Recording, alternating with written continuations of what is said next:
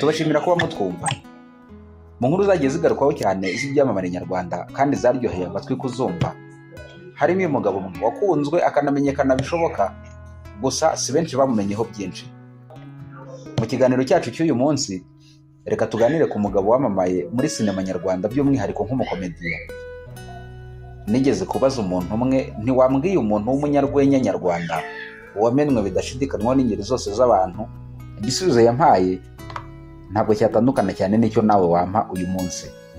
Muri iki kiganiro turi kumwe na Raise Up Media. Ntabwo urafotorwa ifoto nziza nk'iyo wafotorwa n'inararibonye zo muri Raise Up Media. Bafotora ubukwe, ibirori bitandukanye nka bridal shower, baby shower, abagize ibyago, amafoto y'umwihariko ariya yitwa shoots n'ibindi byinshi. Bahanagura kandi amafoto mufite mu matelefone yanyu mu buryo bwa kinyamwuga. Bakora kandi ibijyanye na graphic design nko gukora ibyapa, kubrandinga, kwandika ku myenda n'ibindi byinshi. Nkawe bidahagije kandi izi natenguha mu gutanga serivisi yihuse kandi bakaba basobanukiwe icyo ijambo akazi kanoza ari cyo. Bakora ibijyanye na filmmaking, graphic designs n'ibindi byinshi. Biteguye kandi kubaha imenyereza mwuga cyangwa se internship ndetse na trainings. Ku bindi bisobanuro bahamagare kuri telefone ubona kuri ekara yawe. Turi ku itariki ya 2/11 mu 1962. Iminsi 153 gusa u Rwanda ruhawe ubwigenge n'Ababiligi. Ni ku ya mbere y'ukwa 7 mu 1962 nyine. Hirya y'ubutaka bw'u Rwanda gato muri Repubulika Iharanira Demokarasi ya Kongo, i Goma, hatuye umuryango wa Jean Baptiste Sakumi ndetse na Gaudence Mukandutiye.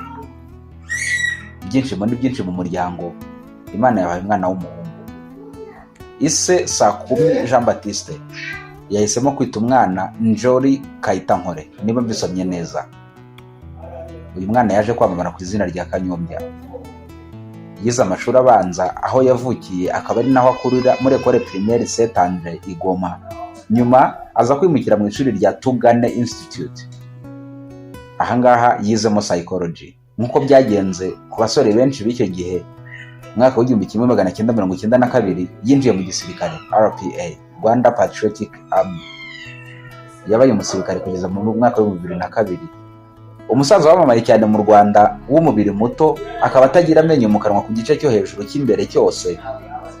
Umubiri we n'uburyo ateye no kumureba byonyine ubwabyo birasekeje. Ubwabyo ni urwenya. Kuri Kanyombya ikintu cyose ubona imbere yawe ni urwenya. Nyuma yo kuva mu gisirikare, Kanyombya yabaye umusekirite muri Intersec. Gusa nyuma yaje kubireka yigira gukora nk'umugenabikorwa mu ruganda Royal rwatunganyaga ibikomoka ku mata. Kanyombya yatangiye gukina sinema nyarwanda akiri mu ishuri, bitandukanye no guhera muri 2002 ubwo yaravuye mu gisirikare, aho yakiniye filime zamenyekanye cyane nka Ntawe umenya aho bwira ageze, Troublemakers cyangwa se Nyirabayazana n'izindi, aho yaratewe inkunga na Global Fund cyangwa se RRP. Gusa birasa nkaho bitamugendekeye neza, kuko nk'ubwo yaje gutangira gukina comedy ze ubwo yakoranaga Inyambo Production, murayizi. Yaje no kuyibera umuyobozi, baje no gukiniramo comedy nyinshi mwamenye nka Ihora Ihoze na Nta Munoza n'izindi. Gusa hano nta materankunga bagiraga. Iki gihe yanayoboraga kandi ikiganiro cy'Abarezi Family. Iki gihe cyacaga kuri radio yitwa City Radio. Cyacaga ku cyumweru saa 4 kugera saa 6 z'amanywa. Murakibuka? Kayitankore Njori cyangwa se Kanyombya, nk'umukomediya wabigize umwuga, yagiye avuga ko kubyina cyangwa se gushimisha abantu bitamusaba kubyiga, ahubwo ngo bimuba mu maraso. Kuri Kanyombya buri kintu cyose ubona imbere yawe n'urwenya. Avuga kandi ko nubwo abandi batabigize umwuga, ariko n'abandi bana bose nk'abavandimwe be uko ari 6, abahungu 3 n'abakobwa 3, bose n'abanyarwenya.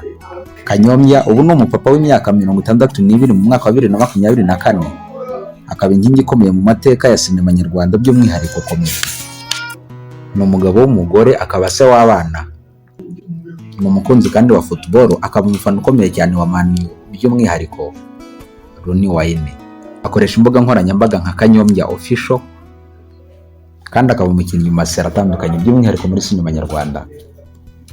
Mu nkuru zose twavuze harimo wumvishe gutangaje, nanjye nuko ni naho dusoreje igice cya mbere muri iki kiganiro, kandi tubashimira kuba mudukurikirana.